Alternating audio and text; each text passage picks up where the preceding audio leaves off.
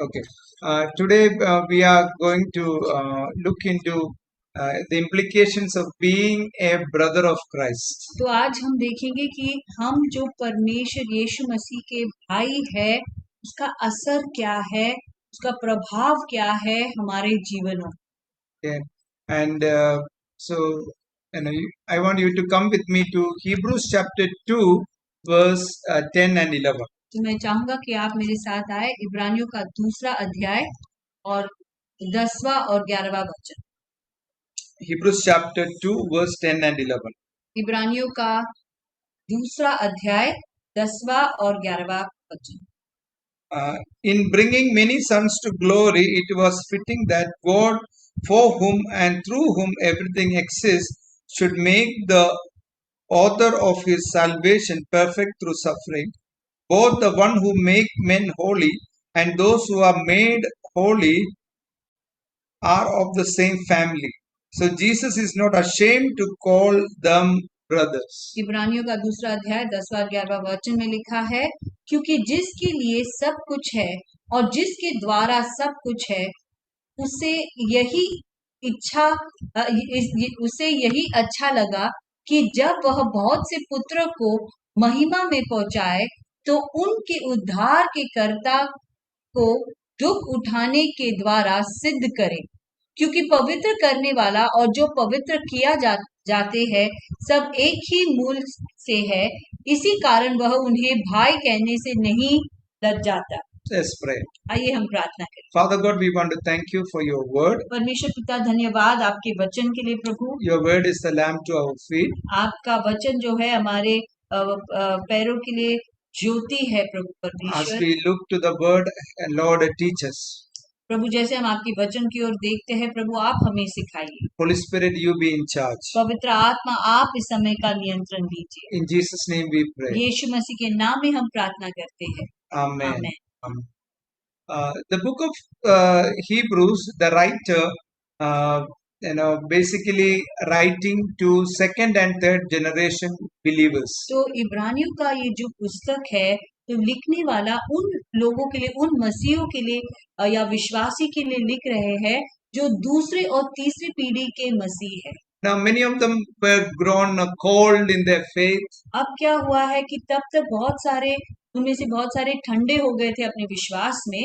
So he's encouraging them, even he's warning them very firmly, come back to God. और एक तरीके से कि लेखक जो है उन्हें प्रोत्साहन दे रहा है और कई कई जगह पे बड़े कड़क रीति से उन्हें कह रहे, जैसे कि चेतावनी दे रहा है कि देखो परमेश्वर के पास फिर से लौट आइए।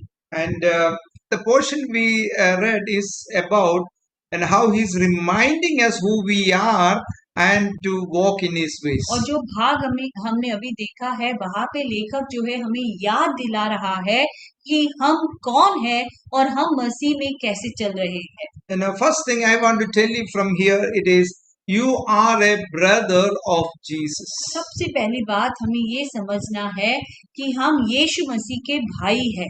In verse 11 it says, the one who makes men holy and those who are made holy are of the same family. So Jesus is not ashamed to call them brothers. 11वें वचन में लिखा है, क्योंकि पवित्र करने वाला और जो पवित्र किए जाते हैं सब एक ही मूल से है, इसी कारण वह उन्हें भाई कहने से नहीं लज्जाता। Jesus has made us holy. यीशु मसीह ने हमें पवित्र बनाया है। And then, so now he says he's not ashamed to call us brothers. और इसी कारण वो लज्जाते नहीं है हमें भाई बुलाने से। We know God as our Father. हम जानते हैं कि परमेश्वर पिता हमारा पिता है। And Jesus, today we in that song it's said, Jesus calls us friends. और जैसे हमने वो आज सुबह गीत गाए, भाग उसके बोल थे कि यीशु मसीह हमें मित्र या दोस्त बुलाते हैं। But here it says Jesus is calling us brothers. लेकिन यहाँ पे वचन में लिखा है कि यीशु मसीह हमें भाई बुलाते हैं। Okay, and one day, now I want to tell about when Jesus was on the earth, about his other siblings. और अब मैं आपको बताना चाहूंगा जब यीशु मसीह इस धरती पे थे, उनके और भाई और बहनों के बारे में। Okay, but the Catholics don't believe that Jesus had other brothers and sisters. लेकिन कैथलिक लोग जो है ये विश्वास नहीं करते कि यीशु मसीह के और भाई बहन थे। Okay, if you turn with me to Mark chapter 6 verse 3, अगर आप मेरे साथ आएंगे मार्कुस के किताब में 6 अध्याय और 3 वचन में, Mark chapter 6 verse 3, मार्कुस का 6 अध्याय और 3 वचन में it says, "Isn't it this the carpenter? Isn't this Mary's son and brother of James, Joseph, Judas, and Simeon? Aren't his sisters here with him?" Marcus With का us. 6 अध्याय 3 वचन में लिखा है, क्या यह वही बढ़ई नहीं है मरियम का पुत्र और याकूब और यूसुफ और यहूदा और शमोन का भाई है, और क्या उसकी बहनें यहाँ हमारे बीच में नहीं रहती? इसलिए उन्होंने उसके विषय में ठोकर खाई। Okay, so here it clearly says here in the Bible, Jesus had other siblings, James and other sisters. Mary and Joseph had other children. तो यहाँ पे साफ साफ लिखा है कि मरियम और यूसुफ के और भी बच्चे थे, यीशु मसीह के और भाई बहन थे। But if you see the birth of Jesus, लेकिन अगर आप यीशु मसीह के जन्म के बारे में देखते हो, Jesus was not born of Mary's relationship with Joseph.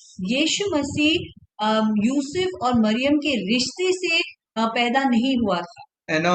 Jesus was born from the Holy Spirit, not from Joseph, but and Jesus was born of the Spirit in Mary's womb, and Jesus was born. यीशु मसीह ने पवित्र आत्मा के द्वारा जन्म लिया मरियम के कोख में, ना कि मरियम और यूसुफ के रिश्ते के कारण। After Jesus was born, यीशु मसीह के जन्म के बाद Joseph and Mary had other children, their physical children. Yusuf और मरियम के और संतान हुए, उनके खुद के बच्चे पैदा हुए। Okay, also Mark chapter 3 verse 31 and 34 we are going to see. अगर आप मेरे साथ आएंगे मार्कुस का 3 अध्याय verse 31 and 34, 31 वचन में, it talks about who are the real brothers of Jesus. फिर हमें ये बताती है कि यीशु मसीह के भाई कौन है, Who are the real brothers जो of Jesus? सच में यीशु मसीह के भाई है, वो कौन है? And Mark chapter 3 verse 31 and 34. हम पढ़ेंगे मार्कुस के 3 अध्याय 31 और 34 वचन। Then Jesus's mother and brothers arrived. Standing outside, they sent someone in to call him. A crowd was sitting around him, and they told him, "Your mother and brothers are outside looking for you." "Who are my mother and my brothers?" he asked. Then he looked at those seated in the circle around him and said, "Here are my mother and my brothers. Whoever does the will of my whoever does God's will is my brother and sister and mother." Marcus का 3 अध्याय 31 से 34 हम देखेंगे। और उसकी माता और उसके भाई आए और बाहर खड़े होकर उसे बुलवा भेजा, और भीड़ उसके आसपास बैठी थी, और उन्होंने उससे कहा, देख, तेरी माता और तेरे भाई बाहर तुझे ढूंढते हैं। उसने उन्हें उत्तर दिया कि मेरी माता और मेरे भाई कौन है? और उन पर जो उसके पास बैठे थे दृष्टि करके कहा, देखो, मेरी माता और मेरे भाई यह है। क्योंकि जो कोई परमेश्वर की इच्छा पर चले वही मेरे भाई, बहन और माता है। So here Jesus clearly says who really are the brothers of Jesus. तो यहाँ पे यीशु मसीह हमें साफ साफ बताते हैं कि उनके भाई बहन सच में कौन है। So Jesus' real brothers, they were standing outside. Jesus said, no, they are not my brothers.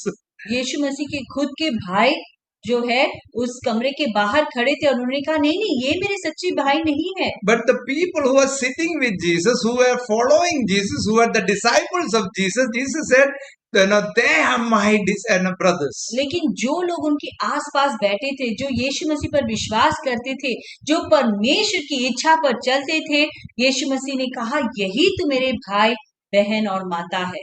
Whoever believes in Jesus, they are the true brothers of Jesus. और जो कोई यीशु मसीह पर विश्वास करते हैं, वही तो उनके भाई है।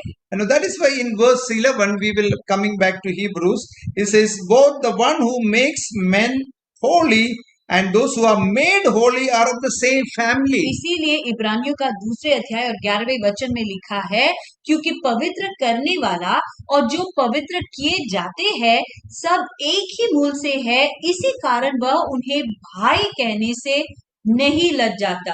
And verse 10 it talks about that and he is, just read that in bringing many sons to glory, it was fitting that God, for whom and through whom everything exists, should make the author of their salvation perfect through suffering. 10वें वचन में लिखा है, क्योंकि जिसके लिए सब कुछ है और जिसके द्वारा सब कुछ है, उसे यही अच्छा लगा कि जब वह बहुत से पुत्र को महिमा में पहुंचाए तो उनके उद्धार के कर्ता को दुख उठाने के द्वारा सिद्ध करे।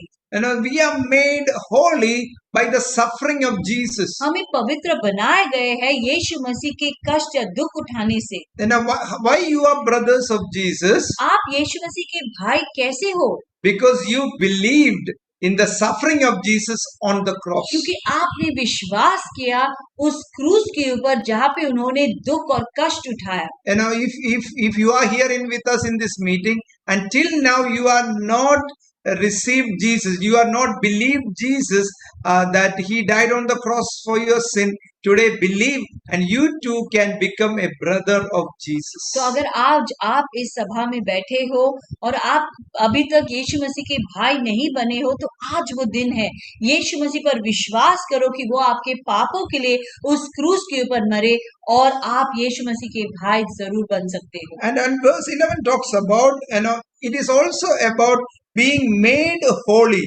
और 11वें वचन में लिखा है कि हमें पवित्र किए गए हैं, किए जाते हैं। So there are two things. तो यहाँ पे दो बातें हैं। First is he is made us holy because of our faith.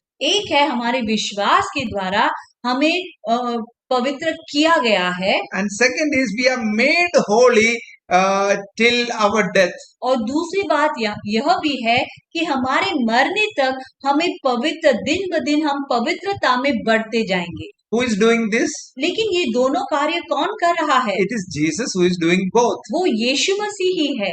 And the second thing, he making us holy every day, it is called sanctification. और जैसे यहाँ पे लिखा है कि हम प्रतिदिन पवित्र किए जाते हैं, हम पवित्रता में और बढ़ते जाते हैं, उसे सैंक्टिफिकेशन, इंग्लिश में सैंक्टिफिकेशन कहते हैं, जिसका यही मतलब है कि हम हर दिन पवित्रता में बढ़ते जाते हैं।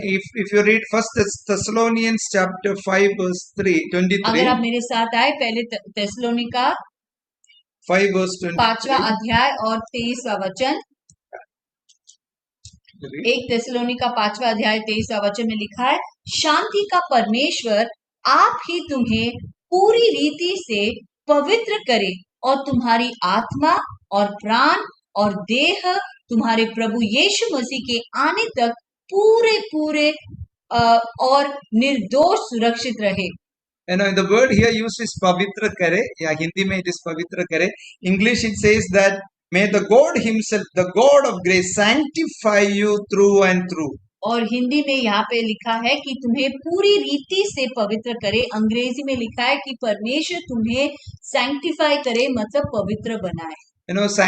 God cleanses us, with the help of the Holy Spirit. परमेश्वर हमें पवित्र बनाते हैं पवित्र आत्मा के द्वारा। What happens is when we do something wrong, Holy Spirit convicts us.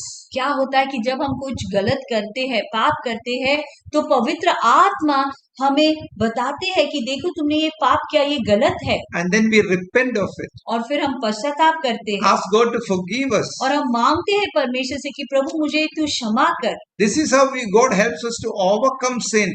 ऐसे ही परमेश्वर हमारी मदद करते हैं कि हम पाप के ऊपर विजय पाए। And asking Holy Spirit help me not to do it again. और हम परमेश्वर पवित्र आत्मा से मांगते और प्रार्थना करते कि प्रभु मेरी मदद कर कि मैं इस पाप को फिर से ना करूं। So you and me are made holy, and we are in this process of being made holy, and Jesus has called us his brothers. तो बात यह है कि हम यीशु मसीह के भाई हैं, हमें पवित्र बनाए गए हैं और दिन प्रतिदिन हमें पवित्रता में बढ़ने का हमें ताकत और मदद मिलती है। Hallelujah. And one thing I want to tell you, for God, there is no difference, no gender difference. Okay. और मैं एक और बात मुझे आपको बतानी है कि परमेश्वर के लिए कोई स्त्री या पुरुष, नर या नारी नहीं है। For Jesus, we all are, whether you are a child, you are a woman, you are a man, whoever it is, you are a brother. तो यीशु मसीह के लिए ये मायने नहीं रखता कि अरे ये तो स्त्री है, ये तो बच्चा है। नहीं, हम सभी यीशु मसीह के भाई है। Okay, so say to yourself, I am a brother of Jesus. Even ladies can say, I am a brother of तो Jesus. हमें वो कहना है कि मैं तो भाई हूँ, यीशु मसीह का भाई हूँ। Hallelujah, मेरा बड़ा भाई है। Hallelujah. Okay, and also say to that person next to you that you are a brother of Jesus. और अपने बाजू वाले से कहो तुम यीशु मसीह के भाई हो। You are Jesus' brother. Okay. Okay, I want you all to say loudly, I am a brother of Jesus. जोर से अपनी आवाज उठा के कहो मैं यीशु मसीह का भाई हूँ। मैं यीशु मसीह का भाई हूँ। Hallelujah. Okay, and it's it's so nice it is. Verse 11 says, Jesus, I am not ashamed to call them brothers. और 11वें वचन में ये लिखा है कि यीशु मसीह लज्जाते नहीं है हमें भाई बुलाने से। Sometimes we feel ashamed to call somebody that we know them. कभी-कभी हमें शर्मिंदगी महसूस होती है किसी को ये कहने के लिए ये तो मेरा जान पहचान है, मेरा रिश्तेदार है। I know there are situations where the parents says, I don't recognize my son or my daughter. कभी-कभी ऐसी परिस्थिति हो जाता है कि माता-पिता कहते हैं कि मैं तो तुम्हें पहचानता ही नहीं हूँ। Okay, there are even children sometimes in school and they say, oh, I don't know. I don't, with their friends, sometimes they say, I don't know. Maybe father is passing or the mother is passing, but maybe some reason they say, I don't, and they are ashamed of to tell friends that they are my parents. कभी-कभी बच्चों को भी ऐसे शर्मिंदगी महसूस होती है और माता-पिता वहां से गुजर रहे हैं, लेकिन तो भी वो ये अपने दोस्तों से ये नहीं कहेंगे कि देख ये मेरे मम्मी है, मेरे डैडी है। उन्हें शर्मिंदगी महसूस होती है कभी-कभी। But Jesus saying here, whatever fault you are, however bad you are, but I am not ashamed to call you my brother. लेकिन यहाँ पे देखिए यीशु मसीह कहते हैं कि चाहे तुम कितने भी पाप में गिरे हुए हो या कितना तुमने गलत किया है या जो भी है, मैं कोई शर्मिंदगी महसूस नहीं करता हूँ, मैं लज्जाता नहीं हूँ तुम्हें अपना भाई मानने से। So he's telling the writer, telling the Hebrews, the people there, saying, you belong to God. Why you have grown cold in your life? Come back to तो God. यहाँ पे लेखक जो है परमेश्वर के लोगों से कह रहा है, विश्वासियों से कह रहा है कि अरे तू तो परमेश्वर यीशु मसीह का भाई हो, तुम उनके परिवार के सदस्य हो, तुम अपने प्यार में अपने विश्वास में ठंडे क्यों पड़ गए हो? आओ वापस मसीह के पास। And the result of it is, और उसका नतीजा यही है, is first thing I want to tell you is that Jesus is like a brother fights for you. कि पहली बात कि यीशु मसीह हमारा बड़ा भाई है और वो हमारे लिए लड़ता है। Hallelujah. You've seen one big brother fighting for the small brother. कभी-कभी आपने शायद पिक्चरों में देखी होगी कि कैसे बड़े भाई छोटे भाई के लिए लड़ता है। Okay, I remember when we were small in 4th standard and all. Frankie को याद है जब वो चौथी कक्षा में थे। In our class there were two groups. No. Division A was fighting with Division B. तो क्या हुआ था कि अ कक्षा के बच्चे ब कक्षा के बच्चों से उनकी लड़ाई हुई थी। And it was like a common, fighting in the और ये झगड़ा तो आम बात थी। Okay, but so in both the classes, their big brothers are there. लेकिन बात यही थी कि बच्चे जो थे अ कक्षा और ब कक्षा में उनके बड़े भाई हुआ करते थे जो दूसरे कक्षा में होते थे or in other school and या शायद दूसरे स्कूल में होते थे, उनके बड़े भाई लोग रहते थे। So when the one boy will go back home and tell his brother, see this boy hit me or something. तो जब छोटू घर जाता था और कहता था अपने बड़े भाई से कि देख इसने मुझे आज मारा या ऐसा कहा वैसे कहा। You know what happened? The boy who was beaten up, his brother stands outside the gate. तो फिर क्या होता था कि छोटू ने तो घर जाके ये बोल दिया भाई से कि देख इसने आज मुझे मार दिया। तो दूसरे दिन बड़े भाई स्कूल के गेट के वहां पे खड़ा रहता था। Just like the other boy who hit him come out. जैसे ही उसने जिस लड़के ने छोटू को मारा, जैसे वो लड़का गेट के बाहर आ गया, मिल गया उसको. He was beaten up left, right. उसकी पिटाई होती थी।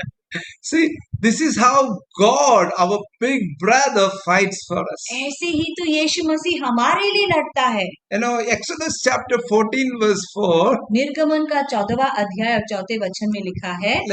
Let's read Exodus chapter 14 verse 4. आइए हम देखें निर्गमन का 14वां अध्याय और 4 वचन में Let's read that. Yeah. लिखा है, तब मैं फ़िरौन के मन को कठोर कर दूंगा और वह उनका पीछा करेगा। तब फ़िरौन और उसकी सारी सेना के द्वारा मेरी महिमा होगी और मिस्री जान लेंगे कि मैं यहोवा हूँ, और उन्होंने वैसे ही किया। Okay, this is not the verse I wanted to say. There is another verse in the Bible. It says that we have to just stand still. God, we have to just stand still, and God fights for us. और आगे के वचन में लिखा, अगर आप देखेंगे तो लिखा है कि तुम चुपचाप खड़े रहो, देखो परमेश्वर कैसे तुम्हारे लिए लड़ेगा। निर्गमन का 14वां अध्याय 14वें वचन में। Which was I said? Genesis. Exodus. Oh, sorry, 14. Exodus 14 verse 14. Sorry. निर्गमन का 14वां अध्याय और उसी अध्याय के 14वें वचन में। Okay, the Lord shall fight for you, and you shall hold your peace. यहोवा आप ही तुम्हारे लिए लड़ेगा, इसलिए तुम चुपचाप खड़े रहो। I want to tell you, many times something happened, we go and fight. बहुत बार क्या होता है, हमारे जीवन में कुछ हो जाता है और हम जाते हैं लड़ाई करने के लिए। I want to tell you, we don't need to fight. अरे हमें लड़ाई करने की जरूरत नहीं है। God will fight for you. परमेश्वर हमारे लिए लड़ेंगे। You have to just hold your peace. आपको बस चुपचाप वहाँ पे खड़े रहना है। We don't need to, with words, with physical, we don't need to do that. हमें शब्दों के द्वारा, कार्य के द्वारा लड़ाई लड़ने की कोई जरूरत नहीं है। And our big brother Jesus will fight for us. हमारा जो बड़ा भाई है वो हमारे लिए लड़ाई लड़ेगा। Sometimes people our neighbor done this, they done that, in the office, in the school, here, there. कभी-कभी हम सोचे अरे मेरे पड़ोसन ने ऐसा किया, ऑफिस में इसने ऐसा कुछ बोल दिया, स्कूल में ऐसा इसने कुछ बोल दिया। But Jesus says, don't worry, you be quiet, you don't retaliate, I will fight for you. लेकिन यीशु मसीह हमसे कहते हैं, अरे तुम चुपचाप खड़े रहो, देखो मैं कैसा लड़ता हूँ तुम्हारे लिए। I tell you, if you fight, God won't fight for you. मैं आपसे कहता हूँ, अगर तुम झगड़ा करते हो, तुम जाके लड़ते हो, परमेश्वर आपके लिए नहीं लड़ेंगे। Okay, God will be चुपचाप। फिर परमेश्वर चुपचाप खड़े रह के तमाशा देखेंगे। Okay, and then you only fighting, you only be trouble. फिर क्या होता है, हम ही जाके लड़ते हैं, हम ही दुखी हो जाते हैं, हम थक जाते हैं। It's better now you be quiet, let God fight. उससे अच्छा हम चुपचाप खड़े रह के तमाशा देखेंगे, परमेश्वर को लड़ाई लड़ने दो। And we don't need to have a big brother. क्योंकि वो हमारा बड़ा भाई है, वो हमारे लिए लड़ेंगे। And also Bible says you are the apple of his eyes. और ये भी लिखा है शास्त्र में कि आप उनके आंखों के पुतली हो। Zechariah chapter 2 verse 8. जकरिया का 2 अध्याय और 8वें वचन में लिखा है। Zechariah 2 verse 8. जकरिया का 2 अध्याय और 8वें वचन में लिखा है, And we are the apple of his eyes. कि हम उनकी आंखों के पुतली है। Yeah, just read that.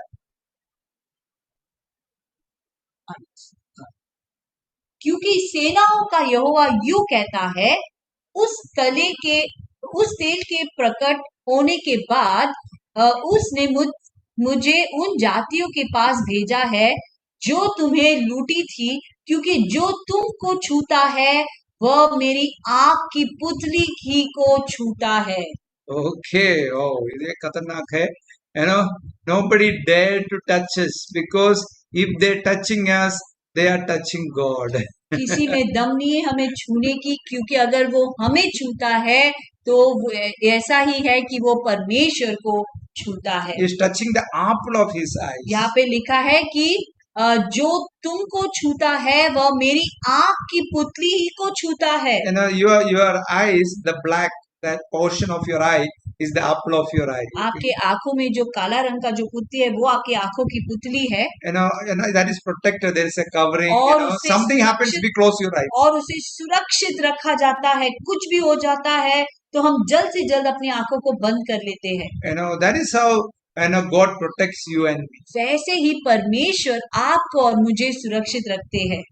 So the second thing I want to tell you is, now you are in this family of God with Jesus as our brother, and there are some other implications also. अब जो तुम परमेश्वर यीशु मसीह के भाई हो, इस परिवार के सदस्य हो, तो उसका असर भी तो है।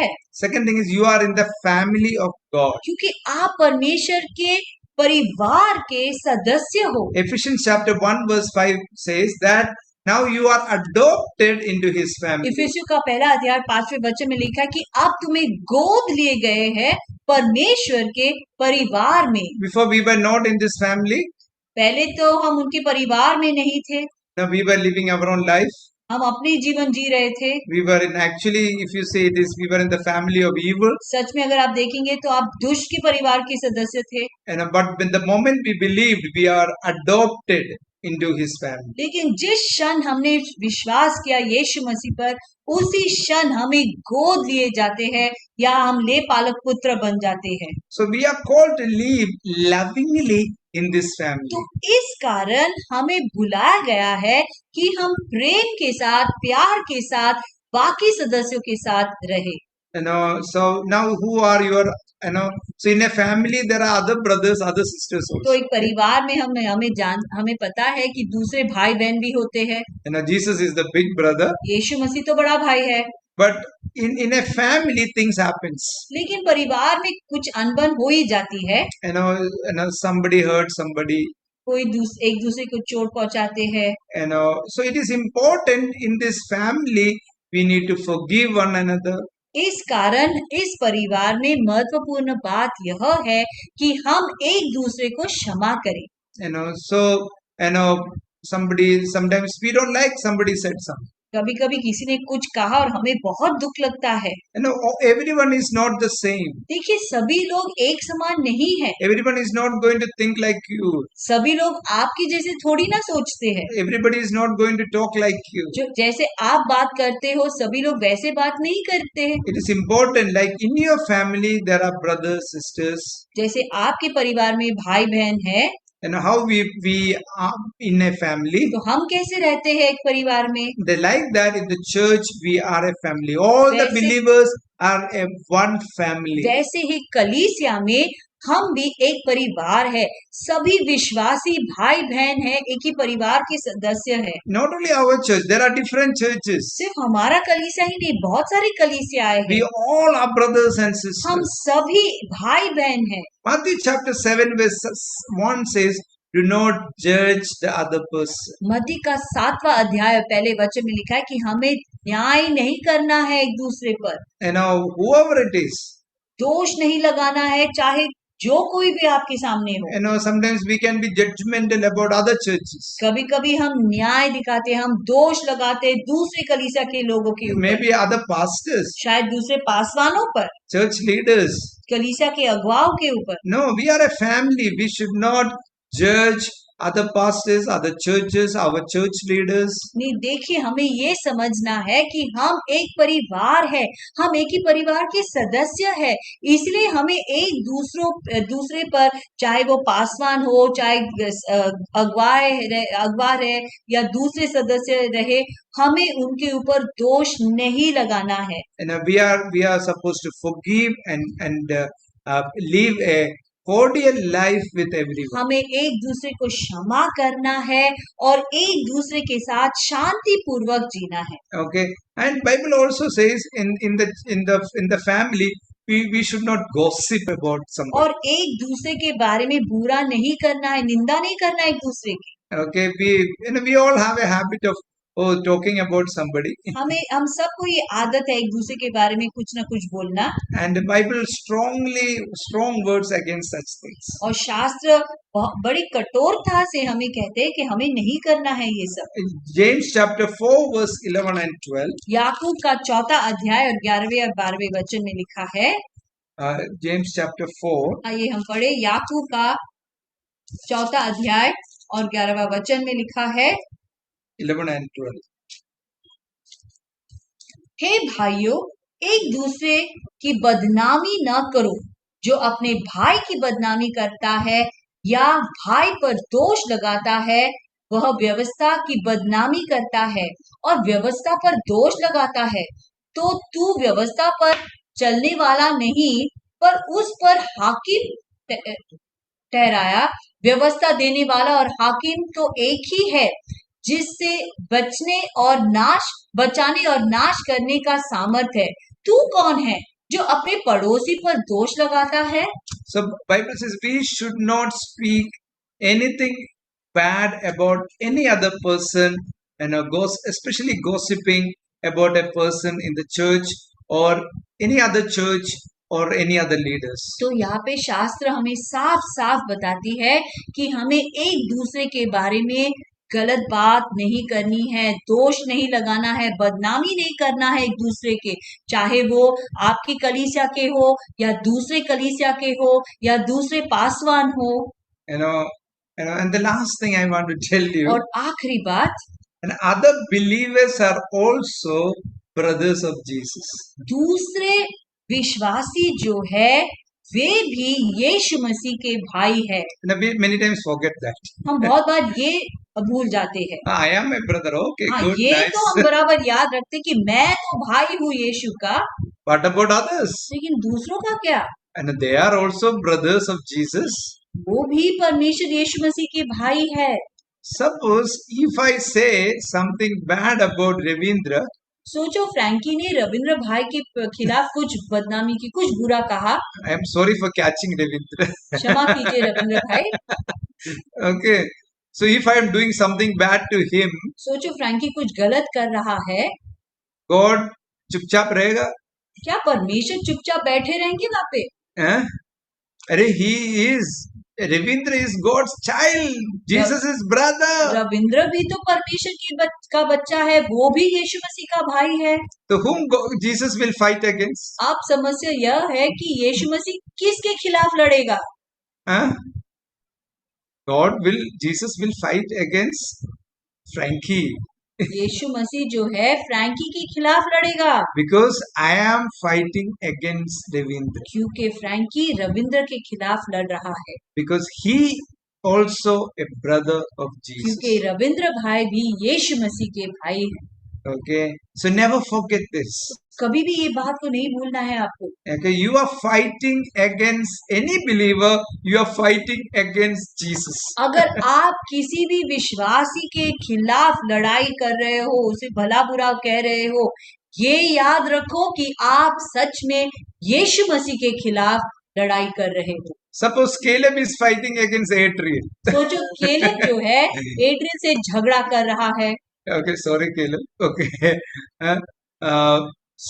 Adrian, is getting beaten up. और वो बहुत मार रहा है उसे, धो के एड्रियन को मार रहा है। Okay, I will keep quiet. क्या फ्रैंकी चुप बैठेगा? I will catch Caleb, no? Caleb को जरूर पकड़ के धो लेंगे उसे। Or even the other way, nowadays smaller are more smarter. और कभी-कभी उल्टा हो जाता है, अगर एड्रियन केलेब को मार रहा है, Okay, and I won't keep my mouth shut. I will protect Caleb. Caleb को अपना मुंह बंद रखना है क्योंकि फ्रैंकी लड़ाई करेंगे। Okay, so whatever I want to say, whatever way it is, we as believers, we have no right to say anything against anybody, because others are truly like you are a brother of Jesus. हम जो विश्वासी है, विश्वासी होने के नाते हमें कोई हक नहीं है कि हम दूसरे विश्वासी के खिलाफ कुछ भी बोले, कुछ भी कहे, झगड़ा करे, क्योंकि ये हमें याद रखना है कि वो भी यीशु मसीह के भाई है।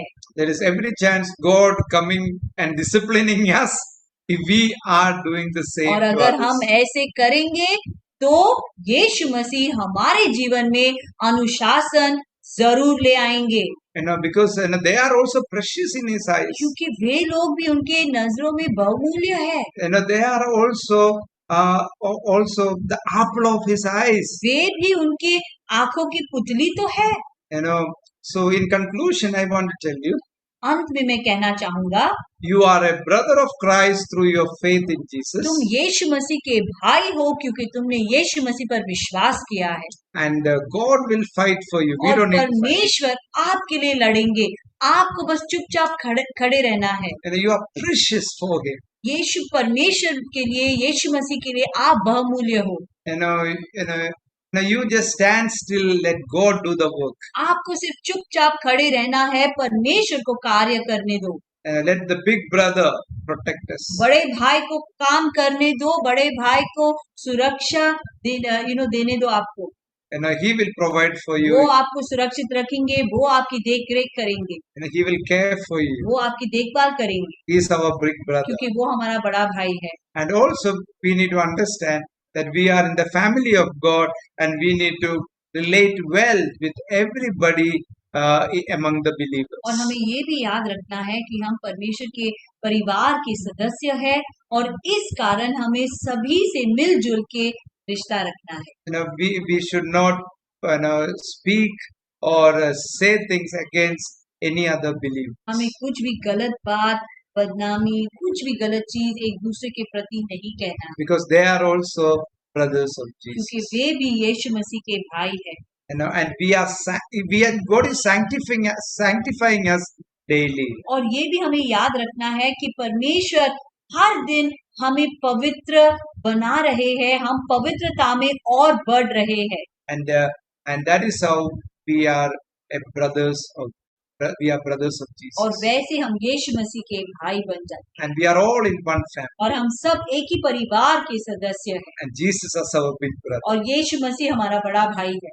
God bless you. परमेश्वर हर एक को आशीष दे। थैंक यू फ्रैंकी का धन्यवाद हो।